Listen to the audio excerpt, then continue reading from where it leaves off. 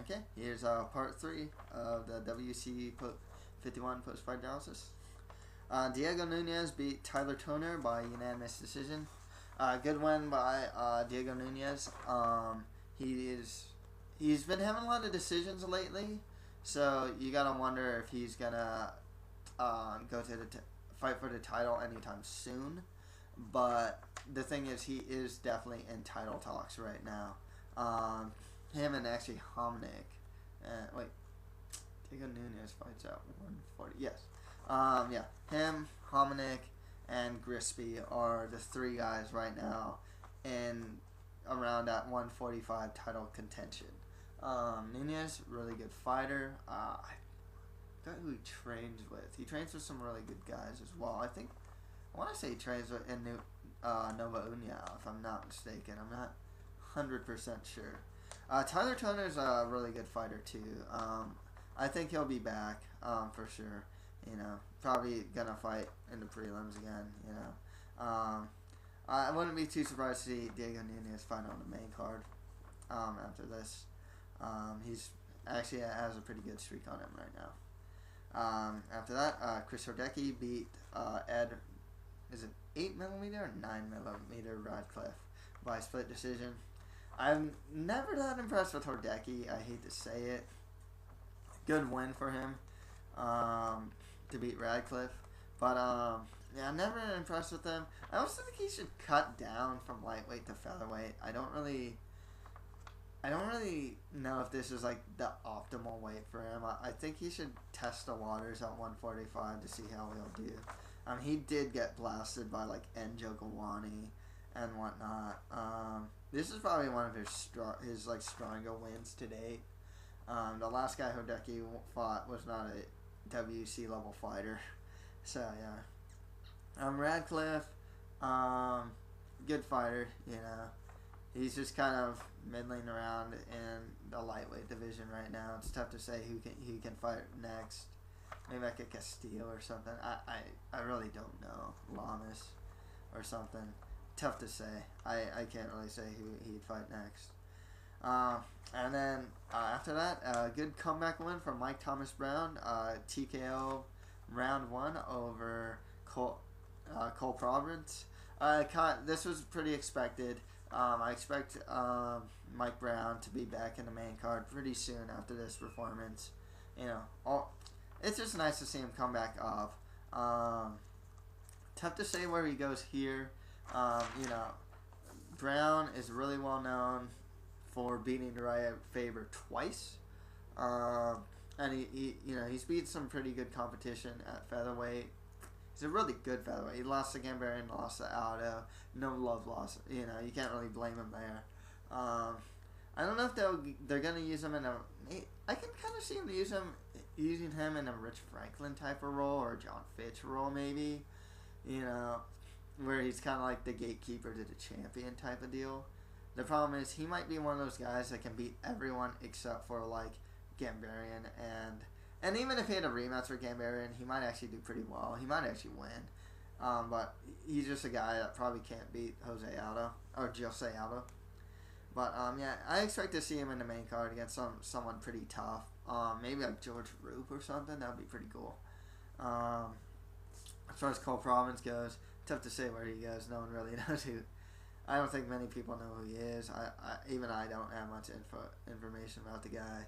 I know he's fought in the WC before, but yeah, it's don't really know where he goes at this moment. After that, Taekwon Zhang beat Pablo Garza. This was a very important fight for Zuffa in that they really wanted a Chinese fighter,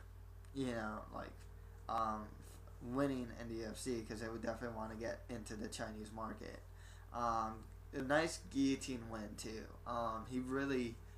It was cool because I remember I was watching this with a friend and I'm like, wow, he's setting up this guillotine pretty early. He's setting up the guillotine now.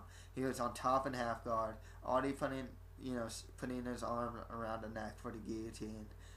Forced to scramble, got on the bottom, closed his legs, pulled off the guillotine on Garza. Garza's not the best, fighter out there or anything, you know. But yeah, I'm not. I don't think they're gonna like push Zhang super fast or anything. But wouldn't surprise me to see him get a main card fight after this. I know Garza, he's expected to fight again because he took the fight on short notice. So good for him. With Zhang, tough to say who can fight. I would still kind of put him in the the lower tier, mid tier type fighters. He has good jiu-jitsu. It's like I said, he set up this guillotine pretty early in the fight, so that was really cool.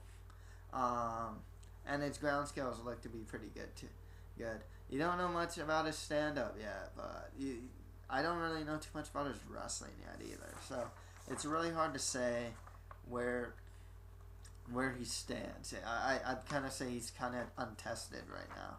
But I know Zuffa's looking to really push this guy and really get into that Chinese market with him. I guess in the forefront, I guess. But yeah, you don't see too many like Chinese fighters in Zuffa, so they're definitely gonna push him. Let's get to the main card. Mark Homnick beat Leonard Garcia by split decision. I thought this fight should have been a unanimous decision. I thought Mark Homnick definitely took, I would say, round 2 and 3. Round 1 could have gone either way, but I thought it should have been 29-20, and Homnick goes to show the problem with the judging. And just with Leonard Garcia fights, the guy can punch air. He gets octagon control and aggression and stuff like that. And it's just one of those things where it's like the judges need to be able to see that he's punching air.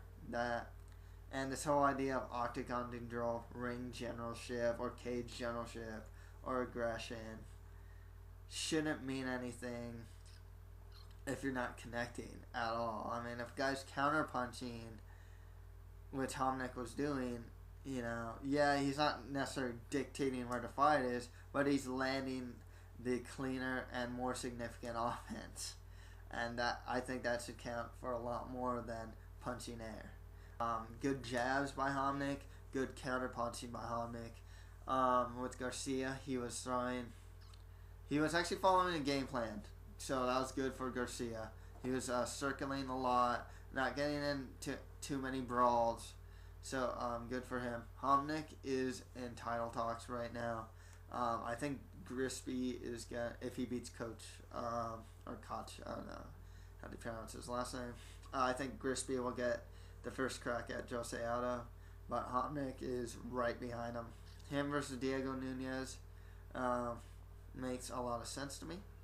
I think, or Homnick versus Roop could work too, actually. But yeah, there's still a lot of good fights for Homnick out there.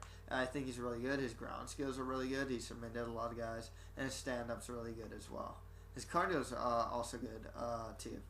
With Garcia, he looked like he was about to gas.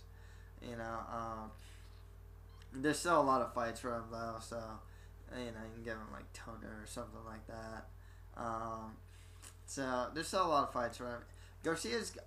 He just comes off like he's always gonna be Leonard Garcia. Got fun fights to watch. Well-rounded enough, I guess. Usually a stand-up guy, but he's mainly the guy that's gonna have like the fun fights.